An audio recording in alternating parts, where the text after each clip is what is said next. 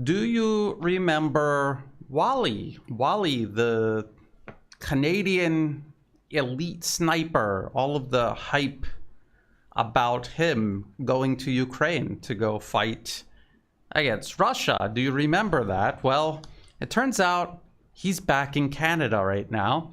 And I bet you didn't hear about that, because why would the Western media want to tell you that he's back in Canada? And not just that, but the story he has to tell is a very, very disappointing story for everyone out there who thinks Ukraine is winning and that the West is doing anything at all to change the tide of this war.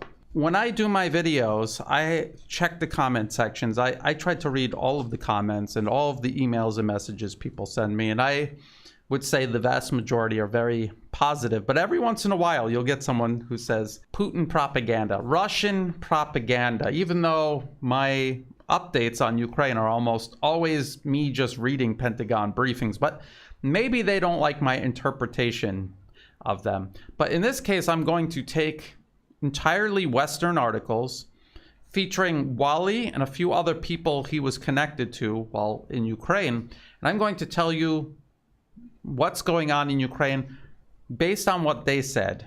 Not my interpretation, but based on what they said. And I want to start with this article here. Under a foreign flag, Canadian veterans explain why they're fighting for Ukraine. They say in Afghanistan, he was nicknamed Wali, and the name stuck for the former sniper with the Royal 22nd Regiment, who earlier this week, in the dead of night, crossed the border into Ukraine from Poland, answering a call from Ukraine's president for a foreign legion to help repel the Russian invasion. The article also said, since crossing into Ukraine, he and other veterans have taken shelter in partially renovated homes. They are going through the final steps of linking up with Ukrainian authorities who want to place them with the Army's territorial battalions and recently reorganized reserve unit of citizen soldiers, a force the country had hoped eventually to build up to 10,000 officers and 120,000 volunteers. Well, that is definitely not going to happen. And these pie-in-the-sky ideas remind me of the situation in Syria, how the US said they were going to stand up this massive free Syrian army. They were going to build it up in Jordan and then send it over to the border. Never happened because it defies reality. That's not how building an army works. The CBC also mentioned this thing called the Norman Group, and they claimed that it had volunteered to deliver aid and assistance in the eastern portion of Ukraine, where Russia has fought an 8-year proxy war against the pro-Western government in Kiev. And I will talk more about the Norman Group, which is now known as the Norman Brigade. I will talk about them in just a minute. So Wali goes to Ukraine. And let's be honest, everything around Wali going to Ukraine was Western propaganda. It was war propaganda, and it was meant to attract other people to go fight in Ukraine. And it was also to boost the image and the morale of Ukraine and this war that they're fighting. Then there was this. This is from ABC Australia. Former Canadian Forces sniper Wali debunks Russian disinformation campaign that claims he died in Ukraine. And they said it was a rumor spread on Russia's social media that a Canadian sniper had died in battle in Ukraine and had been debunked by the man himself, proving he is very much alive. Now, they're calling it a Russian disinformation campaign, but it was just a rumor spreading around on social media, just like all of the rumors spreading around about, you know, what a super soldier Wali was.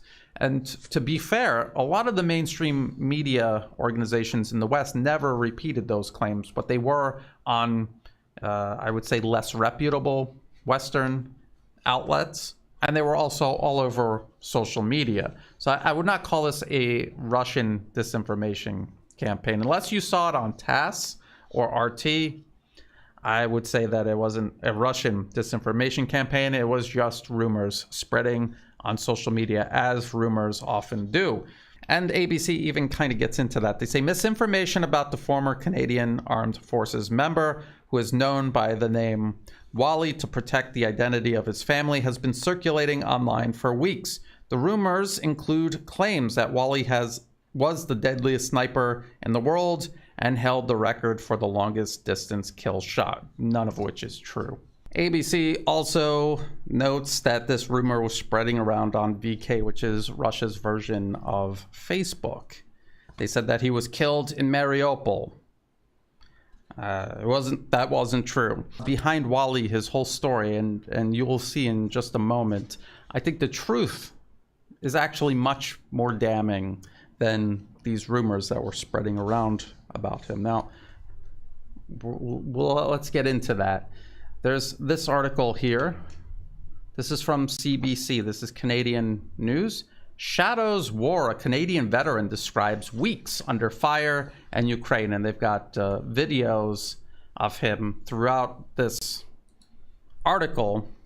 So let's go into that. They start out by talking about the last patrol Shadow was on, which is why he's no longer on the front line. Now he's in Lvov. He says he's going to continue doing humanitarian work there from now on. He's done fighting. It says, about 10 days ago, a Russian tank, this article's from May 6th, about 10 days ago, from May 6th, a Russian tank, that Shadow, and a fellow Canadian, the sniper known as Wali, had been quietly stalking in the Donbas region of eastern Ukraine, turned and fired on them. 2 Ukrainian soldiers who were with them had ignored Wali's advice a moment before by stepping outside the cover of their observation post, nothing more than a trench, for a cigarette. Shadow, a former Canadian soldier from Sherbrooke, a member of the Royal 22nd Regiment who later served as a meteorological technician with the Navy, had been about to join his Ukrainian friends when the tank opened up, landing a shell right between the 2 Ukrainians. Shadow was blown back to the trench, his ears ringing from the explosion. He crawled up, poked his head outside, and was greeted by a scene of utter carnage. One of the men had died instantly. The second Ukrainian soldier was still alive, but barely. And then this is a quote. He was like just a couple of feet from me and still breathing, but no legs, Shadow told CBC News Thursday in an interview in Lviv in western Ukraine. And then we made eye contact. I looked at him. He looked at me. It took a couple of moments for the soldier to die. And then the CBC also says Wali, a fellow Vandu and sniper with combat experience in Afghanistan, was maneuvering around to get a clean shot at one of the Russian Iron Monsters with an American-made Javelin anti-armor missile. The tank had been tantalizingly out of reach before it turned on them and struck. This guy, Shadow, he noted in the interview, the video interview, that the Russian tank fire was extremely precise. Here's the thing. This is not Iraq 2003, where the Iraqis were using old export versions of Soviet tanks. These are newer tanks. Even if they're the T-72s, most of them have infrared sights on them. They have computerized fire control, modern fire control, and yes, they can see you day or night, and they can hit you very precisely. And this is what they're going up against. When the Western media says that the Russians are incompetent, they're bungling, they can't do even the most basic military operation, that's war propaganda. Shadow here is telling you that they can't even get in range with a javelin, and these things are picking them off with a high degree of precision. This is a Westerner talking to the Western media in safe territory. He's not a Russian prisoner of war trying to flatter his captors. Now, before he went to the Donbas region, this all happened in the Donbas, the Eastern Front. He was in Irpin near Kiev, and he was also with Wali, and he was assisting him with ammunition.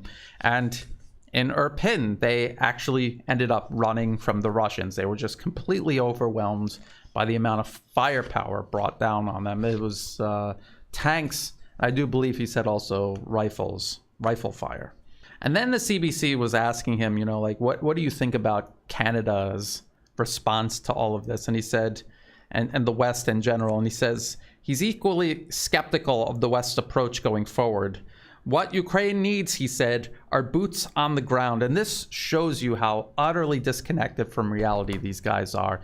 He completely misunderstood, underestimated, had no idea about the situation in Ukraine before he went. And he was shocked into reality to the point where he left the fighting. He won't do it anymore.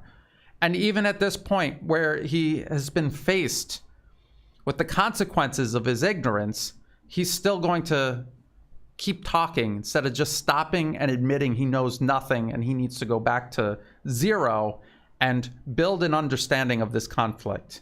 And this goes for Wali also. I'll get into that in just a minute, but just think about if NATO puts boots on the ground in Ukraine, what happens then? I mean, did this guy think that through? No, he doesn't think anything through. That's why he was dodging tank shells in Donbas with absolutely no chance of winning.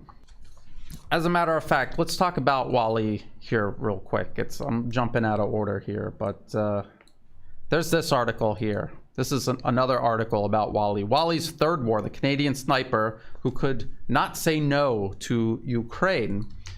And it says right here, Wali says that he did not have in-depth knowledge about the conflict, but felt that action was necessary. Not everything is black and white, but what we saw was a large-scale aggression, he said. He does not have in-depth knowledge of the conflict. He admits that. And yet he's going to go there armed, potentially kill people. It turns out he killed no one, but potentially to kill people in a conflict that you have no in-depth knowledge of. Does that sound like a smart thing to do or the right thing to do? No. But this is what Western media turns people into. The people who are receptive to it and the people who don't question it. This is what ends up happening. They become a danger to themselves and others. Now, Wali was part of this Norman Brigade. And we saw in that first CBC article, at that time it was called Norman Group. But then it turned into a brigade, which is funny. I mean, there's only 30 guys in it. It should be called Norman Platoon at best. But it says, this is the National Post. It says, incompetence or the realities of war, turmoil for Canadian-led foreign battalion in Ukraine. And the links to all of these very interesting articles will be in the video description below. So this Norman Brigade is led by a Canadian. He's living in Ukraine. He has a family. His wife is Ukrainian. He has kids. And he decided to do, I guess, the Norman Group first, which was supposed to be a charity. And then he started getting into the military side of things. To build up his brigade, he's recruiting, mostly Canadians, but also other Westerners to join him. And he's kind of siphoning them off from what I guess would normally go into whatever Ukraine's official foreign legion is. And when they get there, they're in like drafty basements and everyone is getting sick. They said there's 30 guys, but they have weapons for only 7 or 8 of them. They've got, 30 to 60 bullets per person. And as I've explained before, a full loadout, at least for like a U.S. soldier or Marine, is 210 rounds. And that'll barely get you through a firefight, if even. Sometimes not even. And so these guys had only 30 to 60 bullets per person. This puts you in danger because you think you're armed and you go into a firefight and you have not nearly enough equipment to sustain yourself in even a basic firefight. And so the whole reason for this article is that many former members of this brigade are complaining about how incompetent the leader is, how poorly equipped it was. So they interview Wali, who was a member of this brigade at one point, and he says the Norman Brigade was equipped the same way as many Ukrainian units, the sniper said. That means that many things Westerners take for granted are not available. That includes protective equipment, medical supplies, weapons, ammunition. This is what I've been saying every single update about Ukraine, that they're out of weapons, they're out of bullets. The West cannot send it fast enough. Ukraine doesn't have factories that make it. It's not going to happen. It's not something that you can make up for in a couple of months or even a year. It will take a very long time to do this. There's also another interesting thing. We always keep hearing about how Nazis in Ukraine is imagined by Vladimir Putin and the Kremlin. But as a matter of fact, the National Post, in its article, it says at one point they discovered that Hroff, the guy leading the Norman Brigade, had a tattoo on his hand of a black sun, a symbol used by the SS in Nazi Germany and sometimes by the neo-fascist movement. Paul and John recall two people that this article was interviewing. My friend James, who was there, literally spat on the ground in front of him and said, "This is everything our grandfathers fought against in the Second World War." Do these people realize that the Azov Battalion literally operates under a Nazi flag? I wonder if they know that and if they would spit in front of the Azov Battalion, who are trapped in Mariupol, but also have factions operating all across the country. So I just thought this article was interesting. It also illustrates the infighting within the group and also fighting between them and other factions over the limited resources that Ukraine has. And again, this is very similar to the situation in Syria, where you had all these armed groups fighting. It was not a single military that they could stand up, just because the nature of what it was they were trying to do. They could not stand up an entire unified army. They could only stand up all of these different groups. They had different ideologies. They were all competing for resources. They were just as likely to kill each other as they were to go fight the Syrian Arab army and their allies. And this is happening in Ukraine right now, where you have these factions fighting with each other while also trying to fight with the Russians. And the Russians are mainly a cohesive standing army. And the grand finale. This is Le Presse. This is French language Canadian media. I suppose it's actually quite large. You can translate this through your browser or through the translation tool of your choice, and read through it. It's very interesting, and it kind of follows the same theme. So in this Le Presse interview with Wali, upon returning to Canada, he recounts the death of those two Ukrainians that I was just talking about in the interview with Shadow, while they were attempting, or I should say failing, to hunt Russian tanks. He returned to Canada after that experience in the Donbas region. He had, at the very beginning, joined that Norman Brigade that I was just talking about, and he notes the lack of weapons and equipment. And he left the Norman Brigade to join Ukraine's official Foreign Legion. But even there, he couldn't find weapons, he couldn't find ammunition, he couldn't even find food. And I don't know if you saw that picture. Let's see if I can find it. He's talking about how they couldn't find food. There's him with the javelin. And they end up actually eating Russian rations that they found because they can't produce their own food. They cannot source their own food. And throughout the interview, you get the impression that he was incredibly frustrated the entire time. He says he didn't kill a single Russian. He shot out a window twice, I think, to scare a potential enemy. And that was it. And he said it's essentially a war of machines. It's a war of machines. And by that, he means like the tank that killed those two Ukrainians practically right in front of him. Tanks, artillery, air power. Things that Russia has in abundance, things that Ukraine has ran out of or doesn't have at all. And that's what's actually going on in Ukraine. This is what I talk about in my updates. When I'm reading a Pentagon briefing, this is what the Pentagon is admitting although not in as so many words, because they don't want to admit it, because there's a propaganda element there at play. You have to think, Russia has more machines, they have better machines, they have a larger and better trained force using those machines. What the Russian military has right now on the battlefield is not the total summation of Russian military power. What Ukraine had at the beginning of this conflict, which this part started in February 24th, that was after 8 years of US NATO training, and it is being dismembered right now. And there's absolutely no way they could even rebuild that, let alone create a larger force that could possibly stop just what Russia has on the battlefield right now, not what they could put on the battlefield if they did a full mobilization, which they have not done yet. So again, the truth behind Wali is actually much more damning than any story you can make up or rumor you could spread about him. The fact that he went there, he didn't even really know why he was there. He couldn't find weapons, he couldn't find ammunition, he couldn't find food.